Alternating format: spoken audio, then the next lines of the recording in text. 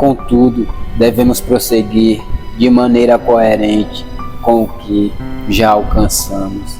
Filipenses 3:16.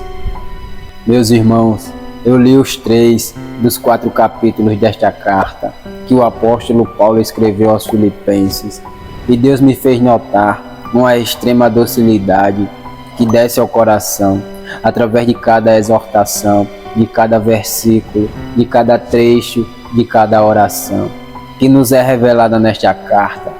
E eu quero destacar algumas para nossa aprimoração na palavra de Deus.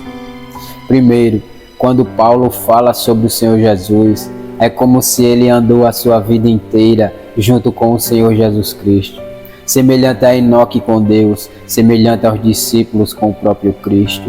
Quero dizer, desde que ele nasceu.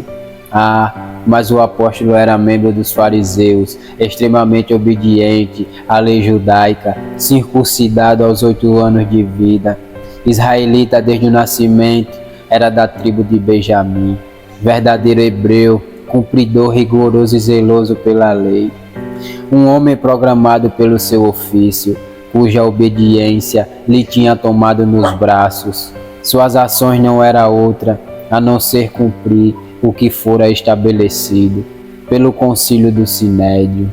Porém, ele foi se aventurar em perseguir o povo de Jesus Cristo, do Deus encarnado. Mas Jesus, vendo todas essas qualidades tortas, observando a sua má conduta, seu herege ensinamento, seu mau ensino, suas más influências, decidiu se colocar de frente a Saulo de Tarso, sabendo que este era de grande utilidade. Posso até usar em colocar uma célebre frase aqui: esse daí vai me servir, esse daí vai me honrar. Ou melhor, eu te mostrarei o quanto é importante padecer por meu nome.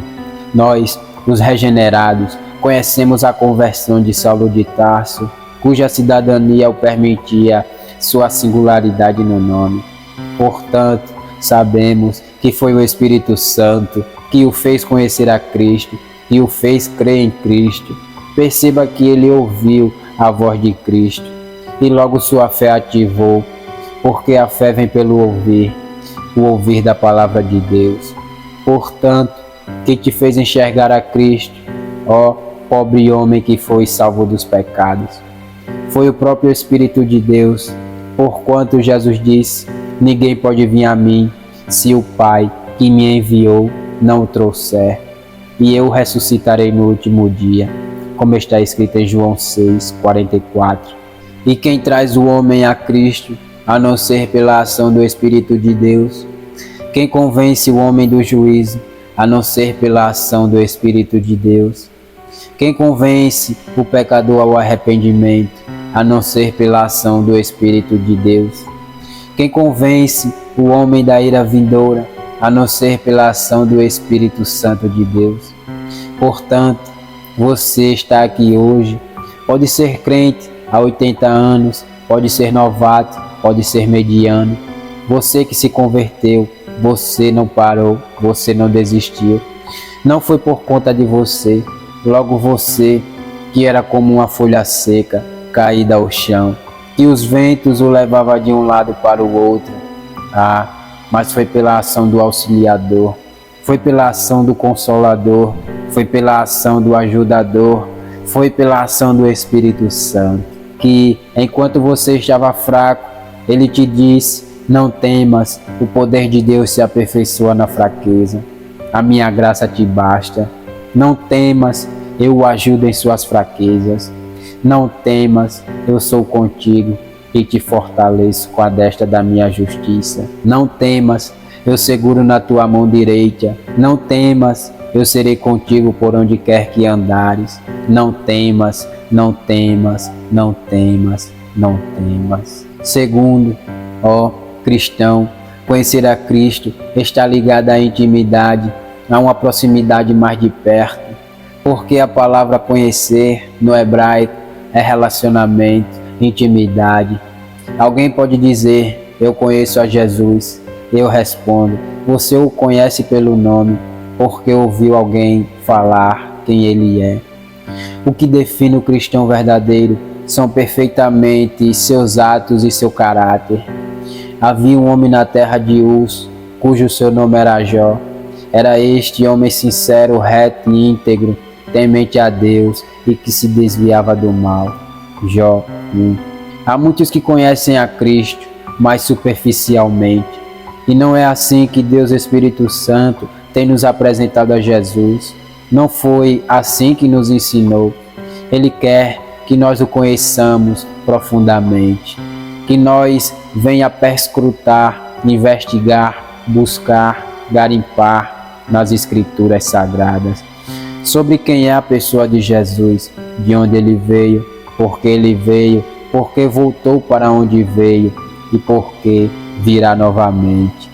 Ele quer que nós conheçamos e prossigamos a conhecer, conforme Oséias 6:3.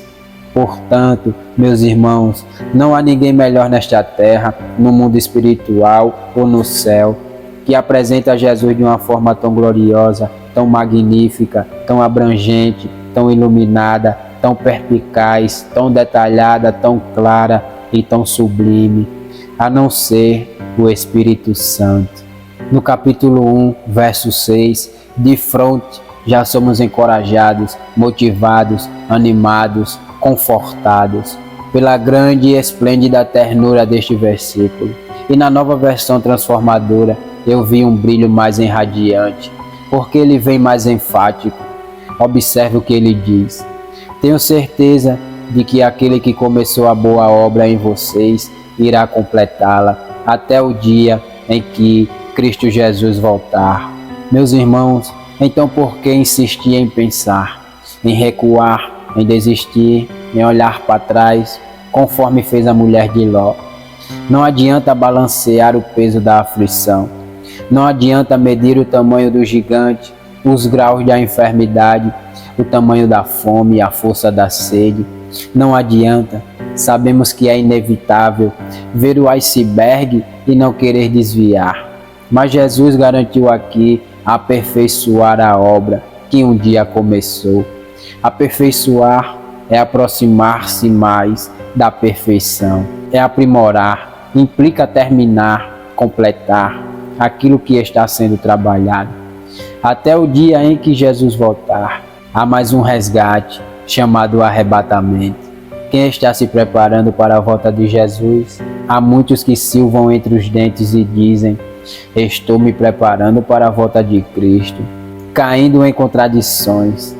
Por que você não se prepara? Diz a Bíblia que você não sabe nem orar como convém, quanto mais a saber a vontade daquele que é santo. Ninguém sabe se preparar. O que sabemos é errar, é falhar, é pecar.